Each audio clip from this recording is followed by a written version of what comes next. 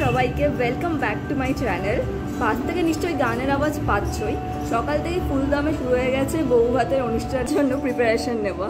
আজকের ব্লগটা বউ ভাতের রিসেপশন সবটা মিলিয়ে হবে, তো তোমরা দেখতে থাকো। আর অবশ্যই ভিডিওটা এনজয় করলে ভিডিওটাকে লাইক আর চালিয়ে সাবস্ক্রাইব করতে ভুলো না।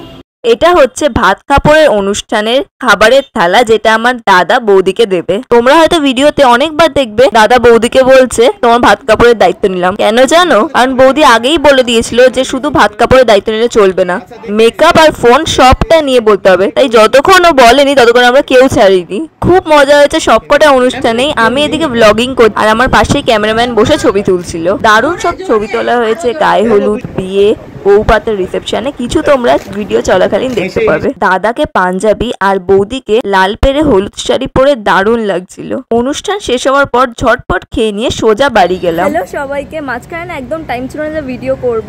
একেবারে খেয়ে নিয়ে বউ ভাতের অনুষ্ঠানটা দেখে খেয়ে নিয়ে একদম দৌড়ে বাড়ির থেকে সেজে গুজে আসলাম। এবার আমি তো এত ভালো মেকআপ করতে পারি না। গুড্ডি দিদি আমাকে সাজিয়ে দিল, আমাদের বাড়ির ওপরেই থাকে। গুড্ডি দিদি আমাকে সাজিয়ে দিল, কানদুল পরিয়ে দিল, মাথায় গোলাপ ফুল লাগিয়ে দিল, আর শাড়িটা জেঠিমা পরিয়ে দিয়েছে। কেমন লাগছে অবশ্যই বলো। আর বিয়ে বাড়ির সামনেই দাঁড়িয়ে আছি, তো চলো যাওয়া যাক। অডিটোরিয়ামটা এত সুন্দর করে ফুল আর আলো দিয়ে সাজিয়েছিল যে বাইরের থেকে দেখতে অপূর্ব লাগছিল। গেটের সামনেই ছিল গণেশ ঠাকুরের মূর্তিটা, আর ভেতরটাও প্রচন্ড স্পেশিয়াস। ভেতরে গিয়ে অবভিয়াসলি প্রথমেই দেখা করলাম স্টার অফ দ্য শো মানে ছোটদা আর বৌদির সাথে। কেমন লাগছে অবশ্যই কমেন্ট করে জানাবেন। বরের আউটফিট দেখে নিয়েছো, নিশ্চয়ই খুব সুন্দর লেগেছে। এবার চলো ঝটপট একবার বৌদির সাথেও দেখা করে নাও। শাড়ি পরে সেদিন বেশি নড়তে করতে পারিনি, তাই খুব ছোট ছোট ক্লিপস নিয়েছি। রিসেপশন এদিকে জমে উঠেছে, লোকে আসা শুরু হয়ে গেছে। তোমরা ততক্ষণ এক ঝলক রিসেপশনে কিছু মুহূর্ত ছবির মাধ্যমে দেখে নাও।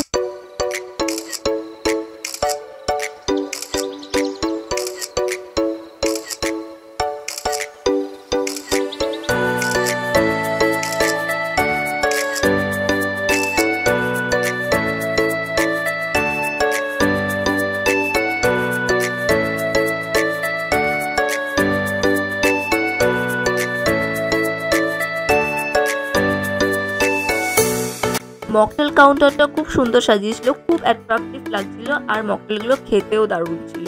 প্রায় সবাই আমাকে ইনক্লুড করে 4-5 গ্লাস মকটেল তো খেয়েছে মিনিমাম।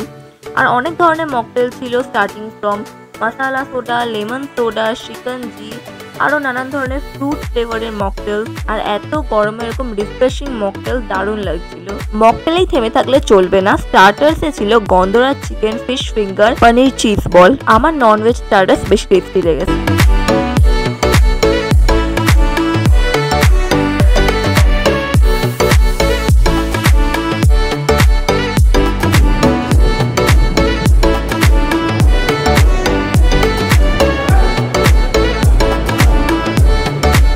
এবার আসি মেন কোর্সে। মেন কোর্সে ছিল বেবি নান, কিমা চানা, জাফরানি পোলাও, মাটন কষা। খাবারগুলো দেখে নিশ্চয়ই লোভ লাগছে না? মাটন কষা আর জাফরানি পোলাওটা খুব সুন্দর করেছিল, আর ফিশ ফ্রাইও ছিল।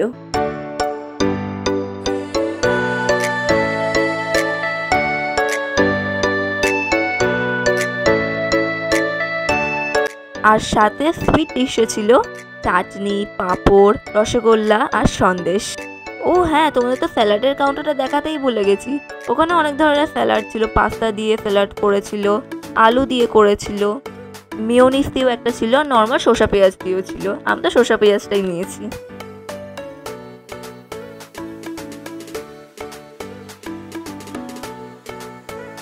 খাওয়া দাওয়া এন্ড করছি আমার ফেভারিট চকলেট আইসক্রিম দিয়ে।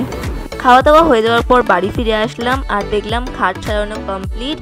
পুরো ঘরটা ফুলের গন্ধে মোমো করছিল, আর কয়েকটা নিয়ম বাকি ছিল, সেগুলো পালন করা হয়েছিল। আর এখন জামা কাপড় ছাড়বো, আর দেখালাম তোমাদেরকে বিছানাটা কি সুন্দর করে সাজানো হয়েছে। তো চলো আজকের জন্য টাটা, আবার দেখা হচ্ছে নতুন ভিডিও নিয়ে। টাটা।